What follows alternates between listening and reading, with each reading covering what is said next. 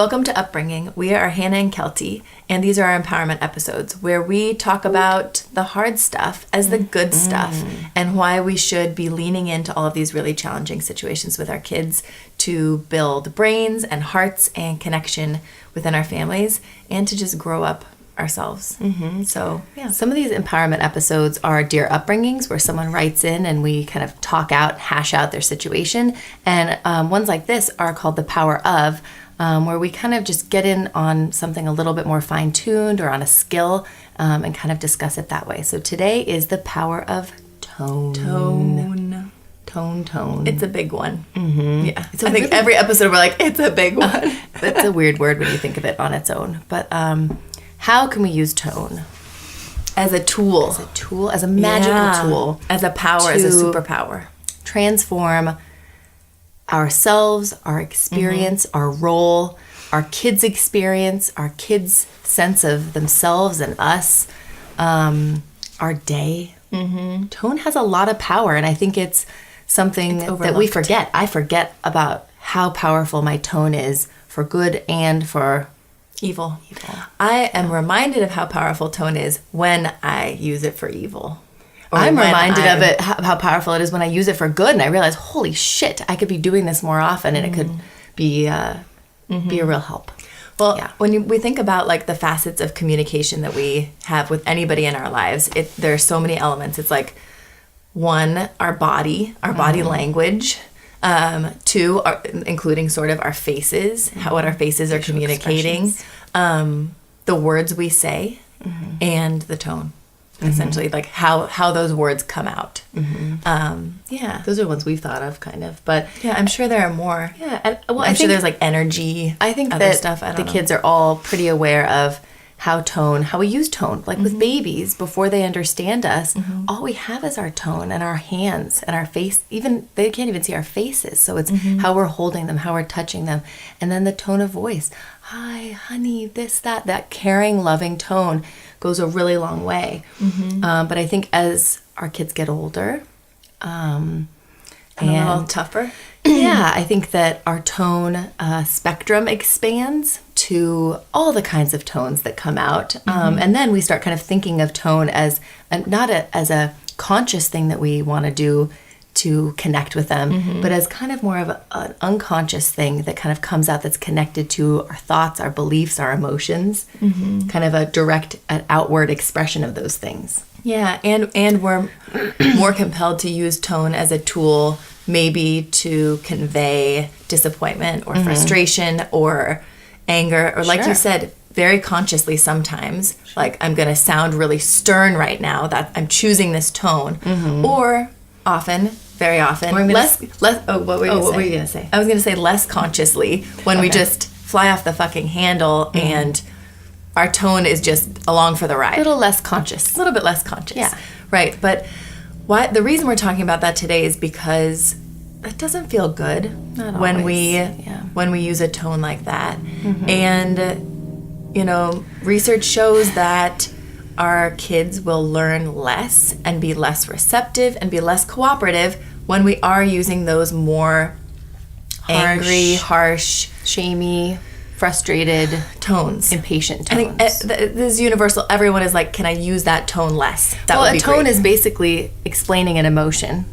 And so when we use a tone to explain an emotion that is negative or scary, our kids are just responding to that. Mama's mad, or Mama's disappointed, or Mama's scary.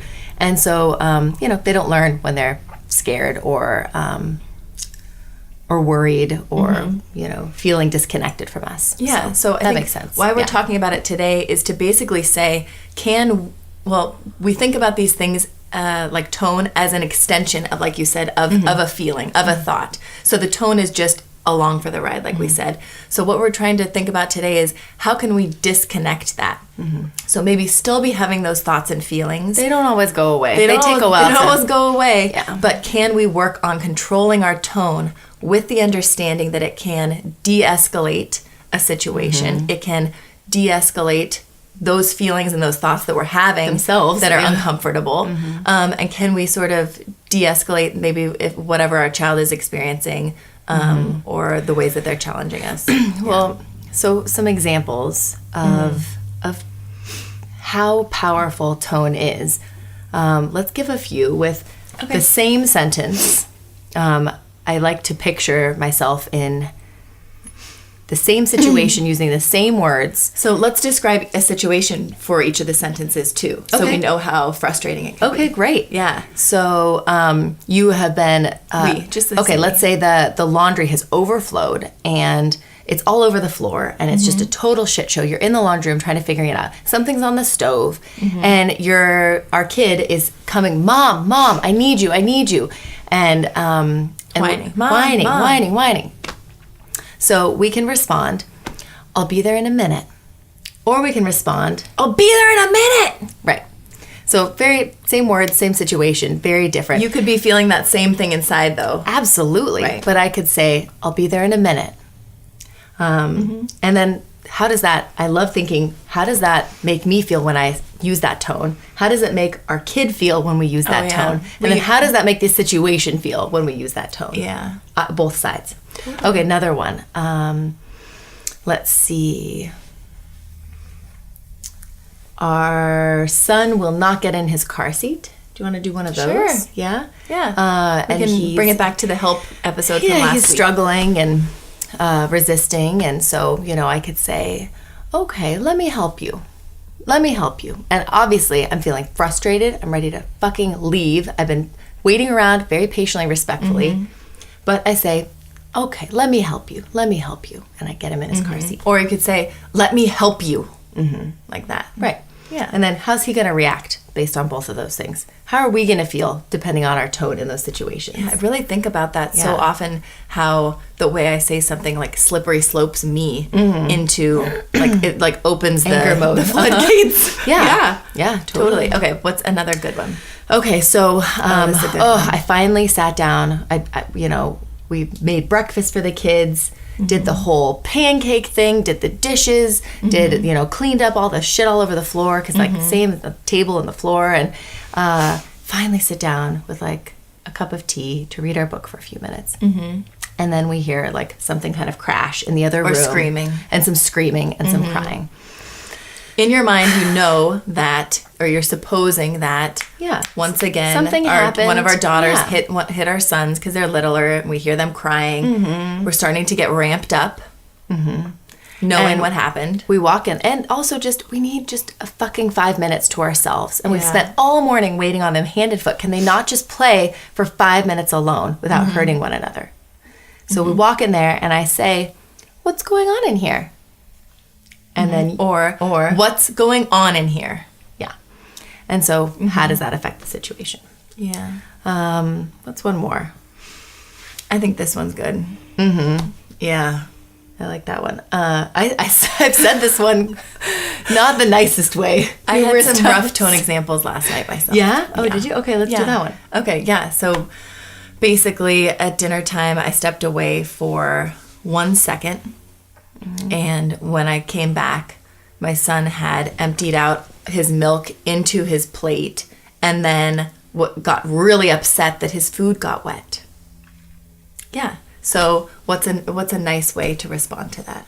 Why'd you do that? And I said last night, why did you do that? Yeah. Which I've said so many times. Why? Why did you do that? Yeah. What the fuck? Yeah. It's big. So I think changing words and tone at the same time, but they all is a big ask. Yeah. And so this is a great example for saying, I don't think saying why did you do that is the best choice of words. I would say, it's gonna I would come just out. Observe your milk and your food are together, or you ruined your dinner. Yeah. Right, but why did you do that? That's an emotional word choice. But when you change the tone of it, it changes me. Why did you do that? It changes my kid who's already dysregulated. If I would imagine that your son would be like, ah! But when I ask him why he did that, then he's like, if I say it in a nice way, then he's like, it was he'll describe that it was pouring and he wanted to explain it to me and snap him out of it or something. But really, tone either says, I'm on your side or I'm against you. It is the onset of a situation that that really plays a huge part in determining whether that situation elevates or like goes down the tubes. That at least that's the experience that we've been realizing with our tone. That tone is very powerful, and tone is to a degree contagious. Like, you know, it's almost like sometimes I think about this when I'm driving down the street and somebody honks at somebody else and I see someone go like, ah, and yell at the other person, and I like catch some of that like negativity, and then I'm like snappy to my kid in the car, tone or answer you. the phone. I'm like, what? It's contagious, and I think tone is contagious within yourself. Like we talk about the floodgates open, but also within your family. You know, I think that everything we talk about with these Power Of episodes is finding a way to use the incredible powers we have for good. Because not only does that change a situation and, you know, show our kid that we're on their side, that they can do better, so that they can learn what to do, but it also it changes us so we feel like we're doing a better job. So we feel like we're a good person in those moments, where we're able to give ourselves a little more grace, and then to just have a better experience at the moment. It is incredible how even if nothing changes in the situation besides my tone, I feel better. And that's not to say we can do this all the time, right? Yeah. I feel like tone is really just self-control 101. Like really. And the way we're trying to look at it as is basically just a choice. We have a choice to choose our tone. We have a choice to choose our words. We have a choice to choose our thoughts and feelings. We can't be doing those all at the same time, but they are all connected. So sometimes I can level with my thoughts, and I change my thoughts so my tone and words flow really well. Sometimes I can't change my thoughts and feelings. They're still really upset, but I can't choose my words, but I can choose my tone. Sometimes I can only choose my words. Sometimes I can only nod because I'm like, I can't do any of those things right now. Sometimes I yell because I can't do any of those things. But yeah, it starts at like belief, and then emotions or thoughts. I never feelings, know which ones are like thoughts versus and feelings versus, or thoughts versus feelings. And then tone, words, Tone with words, behavior. It kind of is like the full spectrum, and like where can you stop that and work your way back? And I think we're working on all of these things in tandem separately, like just as much as we can. But if we can just like pinpoint this one tone thing, just to get a little awareness around it. If you can get 3 out of 5 in a situation, that's great. Right. But eventually those things start to connect to each other more. So then, and they are contagious in a good way. They are. Yeah. Absolutely. And they go reverse and forward, if that makes sense. So for example, we can talk about that later. They do. The tone just doesn't just affect what happens after, but it can also help me change my belief about my kid based on my tone. Yeah. You know? Absolutely. So I think that what we want to talk about is just creating our own tone intentionally as opposed to being reactive. What are some tones that we're trying to work on surrendering? We're trying to surrender, you know, frustration tone, the impatience tone, the kind of judgment, shamey kind of tone. But we're trying to surrender those because we believe that there are other ways to communicate those things.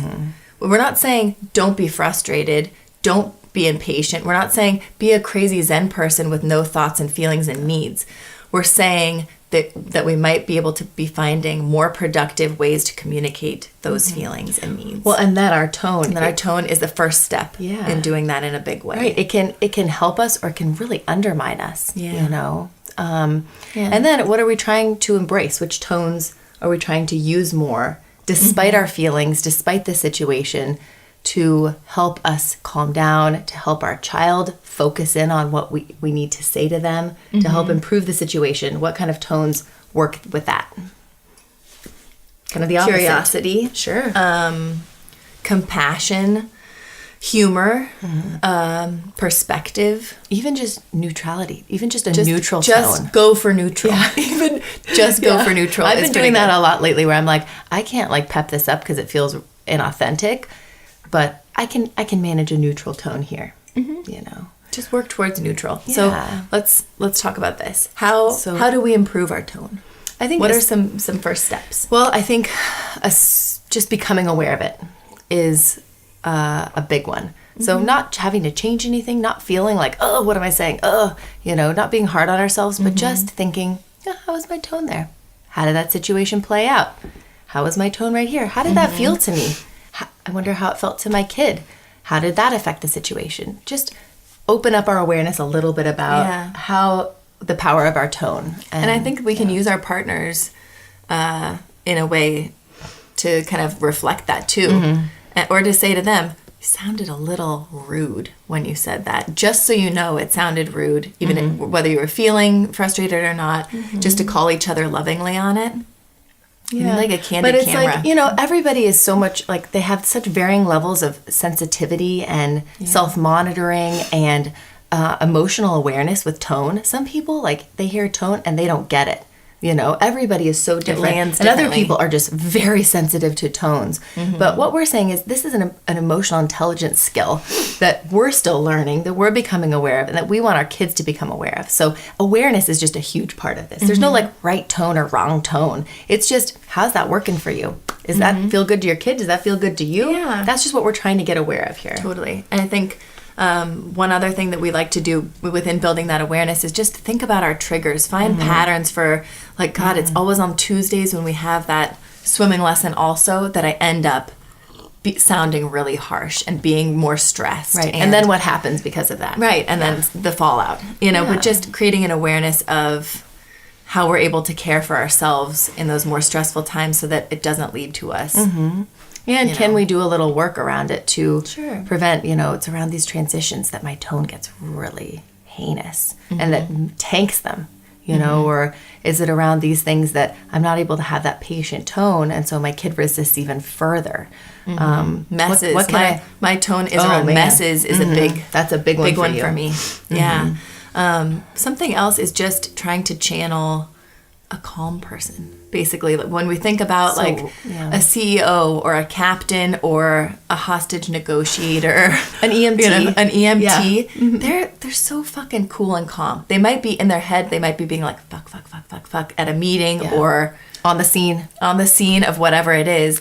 But they're cool and calm because they know that that's how they're going to operate the best. That's how they're going to be able to control the situation the best. Right. And I think those people probably had some level of self-regulation capability beforehand, but that they practiced and worked and worked and worked, and that's what we're trying to do here. It doesn't just happen. You don't just assume a good tone all the time, or I'm just a person who has a good tone. No, you fucking work at it. It's definitely a skill. Totally. For sure. What else? We take a pause sometimes. Just pause before you say something. Just take like 2 seconds. That's helped with my tone. There might be a little more whining in the interim, but just giving yourself a second to make that choice for how those words are going to come out.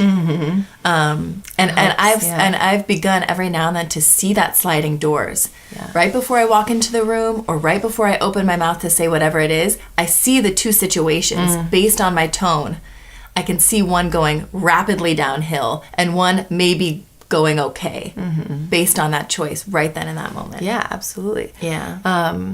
You do the else? Noise thing. I do. I've been doing, when I can't necessarily manage my tone, when I'm not sure what will come out, what tone's going to come out, I'll make a noise instead. So I'll go, or I'll go, and those are not negative. They're very neutral. But they let me, I think there's something about, there's air coming out of your body. Sometimes I can't just hold a deep, do like my daughter lately, do a deep breath. Yeah, she's been doing that. That's beautiful. I was never a trumpeter, so I don't know. But wouldn't that be funny if you just did that in stressful situations?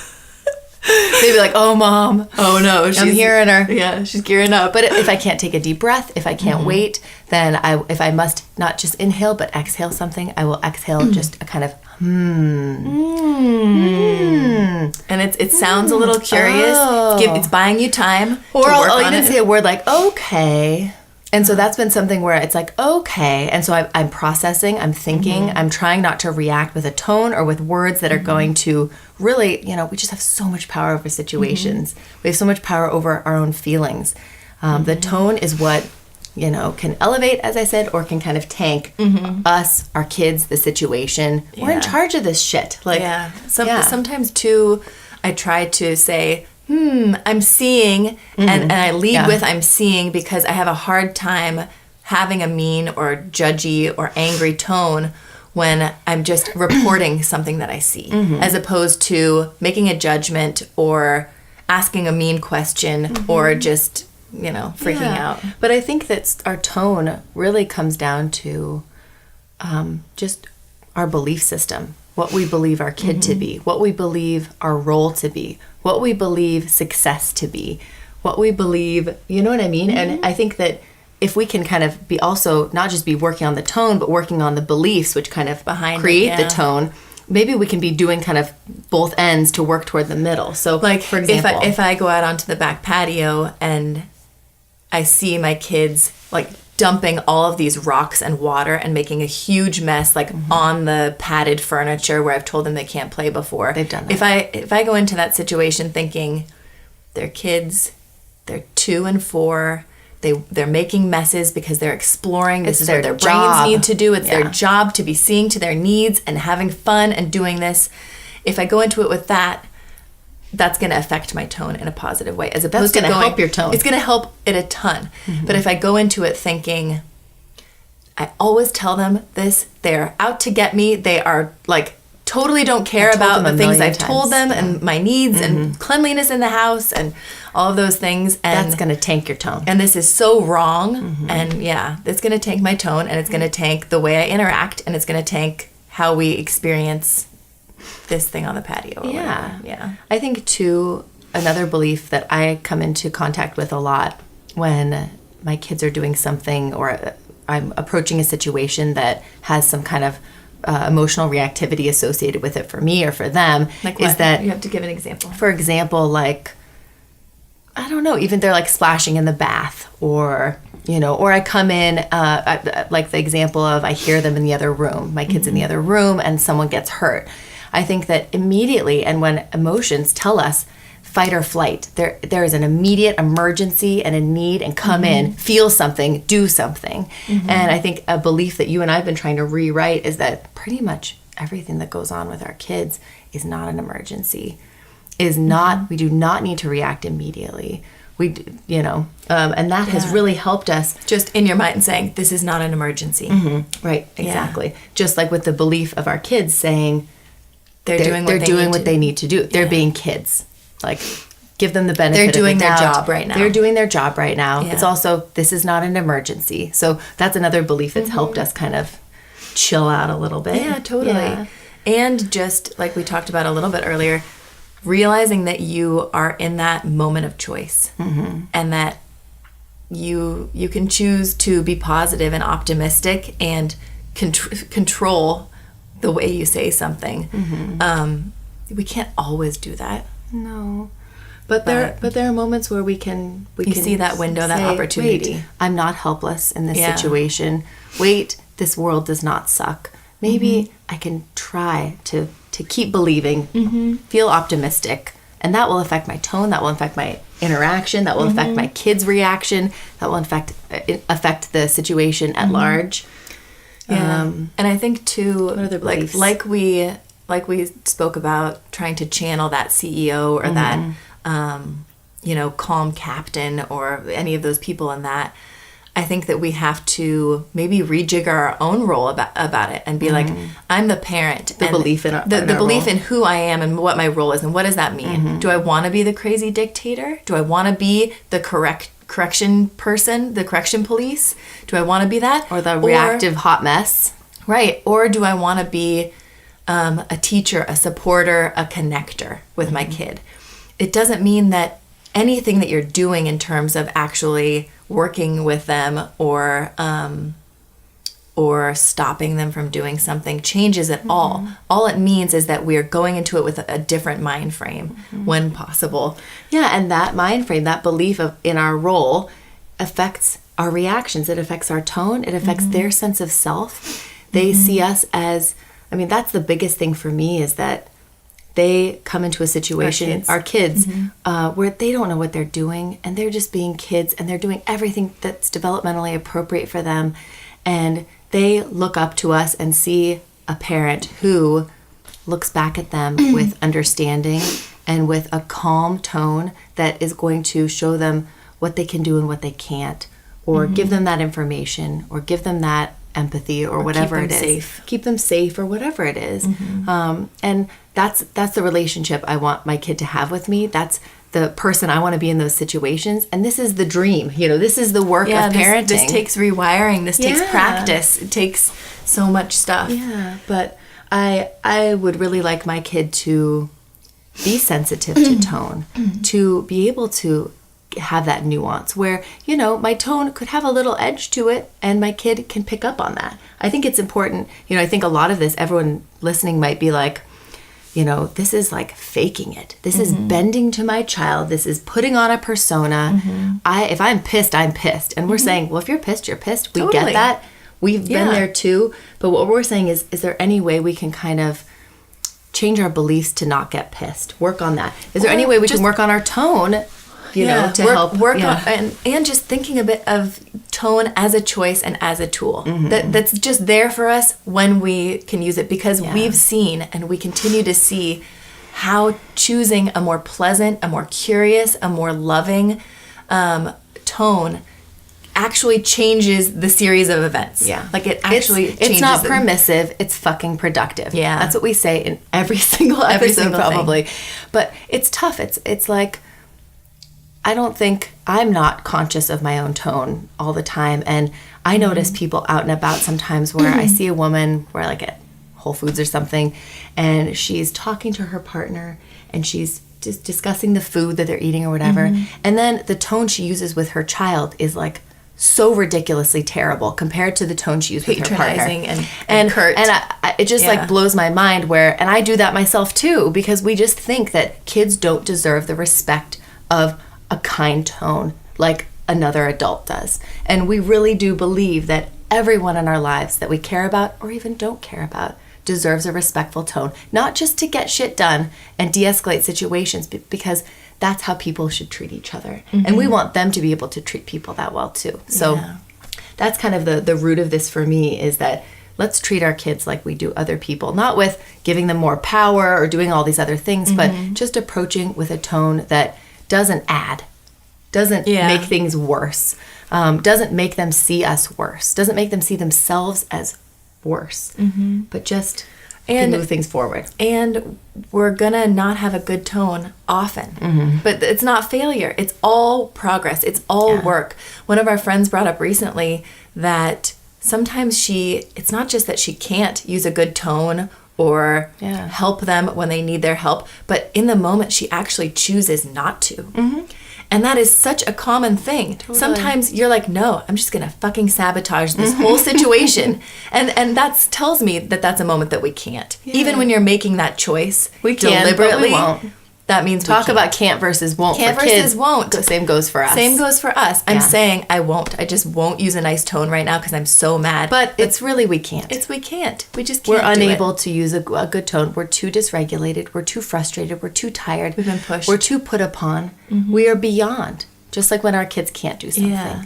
And I think that in those moments, we need to forgive ourselves and know that we can make that choice another time and do better. And we can circle back. We can repair with our kid too, like we do with our partner. Like, I'm sorry I yelled at you earlier. I was feeling this, this, and this, or I realized that wasn't the nicest thing to, to say, or or that made you feel grouchy, made you feel insecure, or that made you feel like you wanted to react, like defensive. I'm sorry I made that happen based on my tone.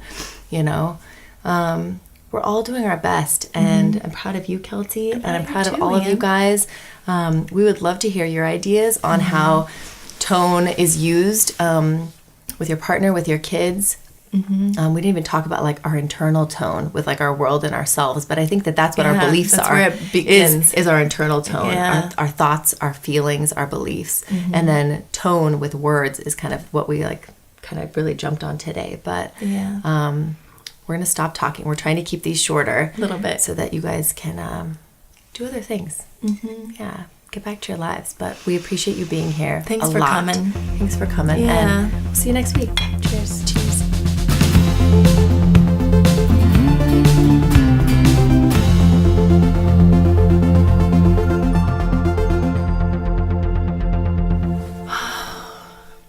feel like we need to turn that frown upside down if we're going to record. Yeah. It's really frustrating to get pulled over by a policeman on your way to school with 4 kids in the car because your husband didn't register the plates and get a new sticker. Yeah. It's really frustrating. Thank you. My concern is that we won't have enough time to record our episode for today if we don't get started soon. Okay. Do you want to put a good song on, do a little dance to get us in the mood? I think I'm ready. Okay, let's do it.